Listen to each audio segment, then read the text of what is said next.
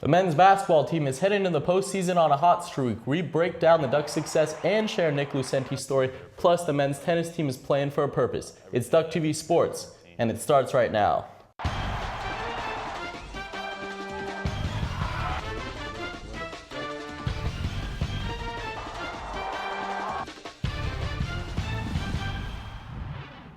Hello and welcome into the final Duck TV Sports episode of the term. I'm here with Ronald Clark and I'm Chris Brooklier. A month ago, the Oregon basketball team seemed dead in the water after a 2-8 spell. However, they've righted the ship and they're now on a 7-game winning streak to end the season, including that big win at home against number 3 Arizona. Ronald, what's been the difference in that stretch? I think the difference in that 7-game win streak has been one word: consistency. This team has played more consistent in these final 7 games. You've seen consistency from the senior Mike Mosier, who in those last 4 games got a double-double. And also you've seen more consistency from bench scoring. You've seen Jason Khalil step up and add some big numbers point-wise. You've also heard all season Dana Altman stress that this team needed to play more like a unit on defense. And they've done that in these past 7 games. They've played more consistently as a team, as a unit on defense. Definitely, and we know that defense was a problem earlier in the season for Oregon, but we also know that they have a lot of talent. They had talent to be the number 10 team in the nation at one point, and the games that they did lose, they lost 5 games by 4 points or less. Now, after this winning streak, including that big win against Arizona, Oregon seems like they're in prime position to be in March Madness for that NCAA tournament. What do you think they have to do the rest of their season to secure a spot in the big dance? I think this team is almost there. I think what they need is one more quality to win. I think they can get that against a team like UCLA in the tournament. I mean, they beat them once in Poly Pavilion. However, that UCLA team was not at full strength. They didn't have Jordan Adams and they didn't have their star Kyle Anderson. But a quality win over a team like that, full strength, I think that is enough to punch their number. And Oregon has a ton of quality wins. They're 11-8 against teams in the top 100. They have a top 30 RPI, a top 30 strength of schedule, and they've been predicted to go as high as an 8 seed by multiple sources, ESPN and CBS Sports. Now, Jonathan Lloyd has obviously been a big part of Oregon's success the last 4 years. He's the all-time winningest player in Oregon history. Now, Nick Lucenti is also the all-time winningest player in Oregon history, but people don't know so much about him. But our Nick Rockwell caught up with him and gets his story. What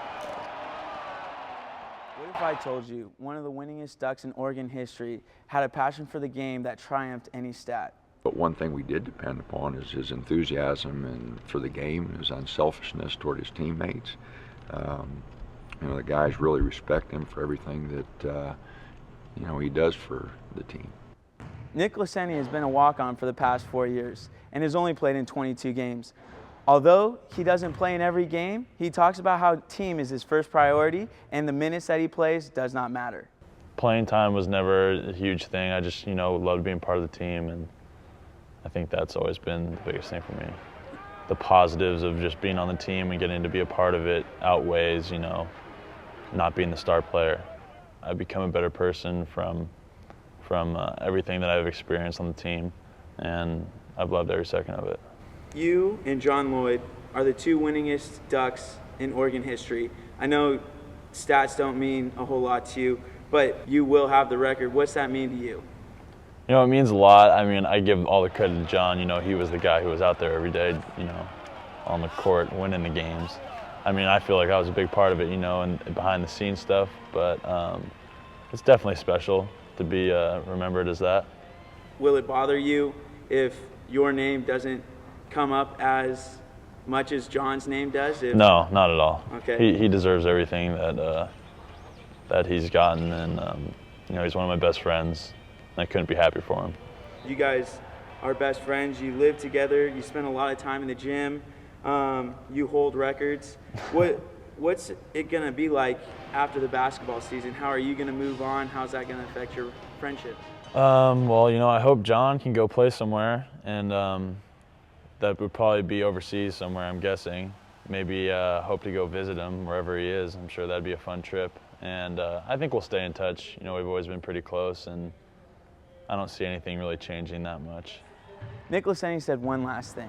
He'd like to be remembered as number 4 on the court, but number 1 in our hearts.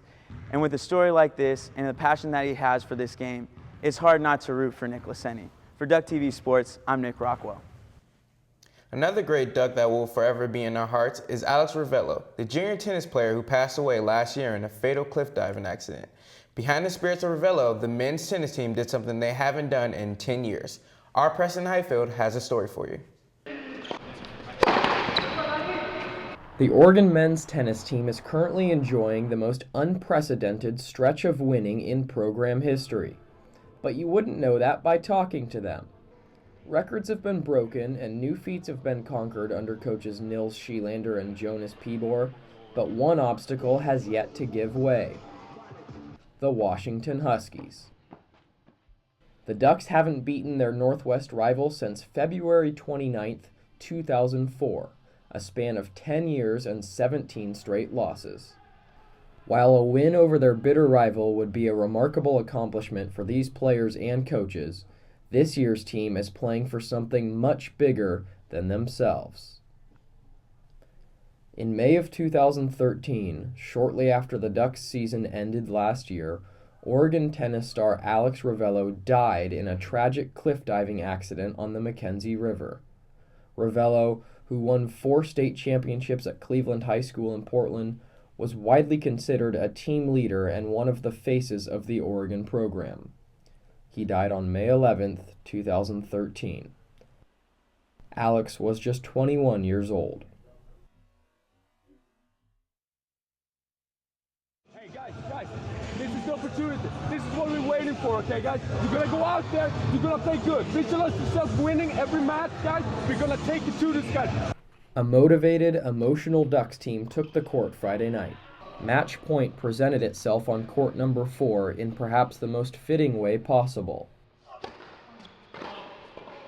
With Alex Rovello surely watching from above, Washington double faulted to end the match.